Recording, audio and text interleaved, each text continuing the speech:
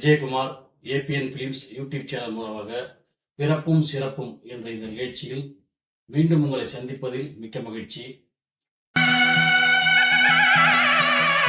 இன்றைய பிறப்பும் சிறப்பும் நிகழ்ச்சியில நாம் தெரிந்து கொள்ள போகின்ற திரைப்பட பிரபலம் யாருன்னு பார்த்தீங்கன்னாக்கா நடிகர் ரஹ்மான் அவர்கள். நடிகர் ரஹ்மான் அப்படின்னு சொன்ன உடனே அவர் ஒரு நாட்டிய ஆடுவதில் மிக சிறந்த ஒரு நடிகராக இருப்பார் என்பது அனைவருக்கும் தெரியும்.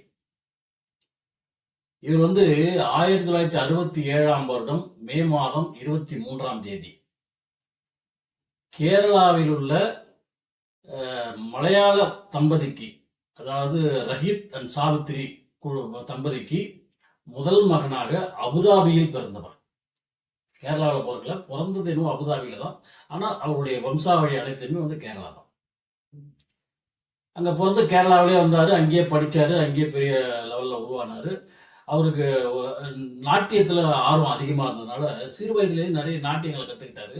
பள்ளிக்கூடங்கள்லையும் இவருடைய நாட்டியங்கள் அரங்கேற்றப்பட்டது. இவருக்கு ஆர்வம் அதிகம் சினிமாவில் இருப்பது தெரிந்ததனால் இவர் சின்ன வயசுலேயே இவருக்கு ஒரு வாய்ப்பு கிடைச்சு. ஒரு மலையாள படத்தில் கூடண்டேன்னு ஒரு மலையாள படம், அந்த படத்தில் இவருக்கு இரண்டாவது கதாநாயகமாக சின்ன வயசு பையன் 16 வயசு பையன் உண்ட கேரக்டர் கொடுப்பாங்க. அந்த கேரக்டர் அவ்வளோ சிறப்பாக அவர் பண்ணியிருப்பார். அந்த படம் வெளியாகி மிகப்பெரிய வெற்றி அடைஞ்சது. வெற்றி அடைஞ்ச உடனே கேட்கணுமா, மலையாளத்தில் அழகாக சிகப்பாக ஒரு பையன் இருக்கிறான், அதுவும் நாட்டியம் தெரிஞ்ச பையன் அப்படின்னும் போது திரையுலகம் சும்மா விடாது, வாரி அணைச்சிக்கிச்சு. தொடர்ந்து மலையாள படங்களில் தொடர்ந்து நிறைய படங்கள் நடித்துக் கொண்டே இருந்தார் ரஹ்மான் அவர்கள். அப்படி நடிக்க அதிக படங்கள் நடித்துக் கொண்டிருந்தார். அதன் பிறகு தமிழ்ல நிலவே மலரே அப்படிங்கிற ஒரு படத்துல இவர் அறிமுகமாகப்பட்டார். அந்த படத்துல ஒரு 4 படம் கதாநாயகன் நடிச்சுக்கிட்டே இருந்தாரு. அன்புள்ள அப்பா சில படங்கள் நடிச்சுக்கிட்டே இருந்தாரு. ஆனால் அவருக்கு முக்கியமான ஒரு இடத்தை தமிழ் திரையுலகிலே முக்கியமான ஒரு இடத்தை கொடுத்த படம் புது புது அர்த்தங்கள் அப்படிங்கிற படம். அந்த படத்துல அவர் சிறப்பான ஒரு நடிப்பு நடிச்சிருப்பார். ஒரு பின்னணி பாடகராக நடிச்சிருப்பாரு. மனைவிக்கு தகுந்த ஒரு கணவனாக அந்த படத்துல சூப்பரா பண்ணியிருப்பார். அந்த படத்துல அவருக்கு ஒரு பெரிய போல்டான விஷயங்கள்லாம் கிடைக்க ஆரம்பிச்சுது. அதுக்கப்புறம் அவருடைய நாட்டியம் ஆடக்கூடிய திறமைக்கு தகுந்த மாதிரி ஒரு படம், அதுதான் சங்கமம். அந்த படம் பெரிய லெவலில் ஹிட். அதில் சூப்பராக நடனம் ஆடுவார், சூப்பராக டான்ஸ் ஆடுவார், பாட்டெல்லாம் பாடுவார். அவருடைய நடிப்பு அவ்வளோ அருமையாக இருக்கும் அந்த படத்தில். அந்த படம் பெரிய ஹிட் ஆச்சு. இப்படி தமிழ்லையும் ஹிட் படங்களை கொடுத்து, மலையாளத்திலும் ஹிட் படங்களை கொடுத்துக்கிட்டு இருந்தோம், ஹிந்தியிலையும் கொடுத்தாரு, தெலுங்குலையும் கொடுத்தாரு. இத்தனை மொழிகளில் நடித்திருந்தாலும் அவர் அதிகமாக நடித்தது என்று பார்த்தீங்கன்னா கேரளாவில் உள்ள மலையாள படங்களில் தான் ஒரு 200 படங்களுக்கு மேலே அவர் நடிச்சிருக்கிறார். தமிழ்ல பார்த்தீங்கன்னா நிலவே மலரையில் ஆரம்பிச்சு பொன்னியின் செல்வன் வரைக்கும் குறைஞ்சபட்சம் ஒரு 60 படங்களுக்கு மேலே நடிச்சிட்டார் தமிழ்ல.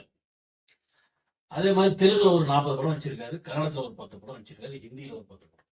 இப்படி தொடர்ந்து பார்த்தீங்கன்னா அவர் குறைஞ்சபட்சம் ஒரு 300 படங்களுக்கு மேல நடிச்சுக்கிட்டு இருக்கக்கூடிய ஒரு சிறந்த நடிகர். கதாநாயகனாக நடிச்சுக்கிட்டு இருந்தவர் KS ரவிக்குமாருடைய இயக்கத்துல புரியாத புதிர்ங்கிற படத்துல ஒரு பெரிய கேரக்டர் பண்ணுவார். அதே KS ரவிக்குமாருடைய இயக்கத்துல எதிரிங்கிற படத்துல முழுமையான வில்லனா பண்ணியிருப்பார். ஒரு போலீஸ் அதிகாரியா மிகப்பெரிய வில்லனா பண்ணியிருப்பாரு.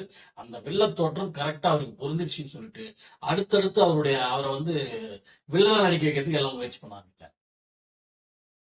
சிங்கம் 2, பில்லா 1, 2, அப்புறம் பொன்னியின் செல்வன், இப்படி தொடர்ந்து படங்கள் எல்லாம் அவர் ஒரு மிக சிறந்த கதாபாத்திரங்களை தேர்வு செய்து, அது வெள்ளத்தனமாக இருந்தாலும் சரி, சொல்லக்கூடிய முக்கியமான கதாபாத்திரங்களாக தேர்வு செய்து நடித்துக் கொண்டிருப்பவர் தான் ரஹ்மான் அவர்கள்.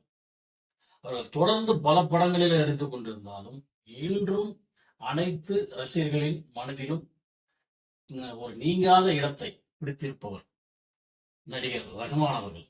அவர்கள் பிறந்த இந்த மே 23ஆம் தேதியை ஒரு சிறந்த நடிகரின் தினமாக கொண்டாடுவோம் என்று கூறி விடைபெறுகிறேன். நன்றி, வணக்கம்.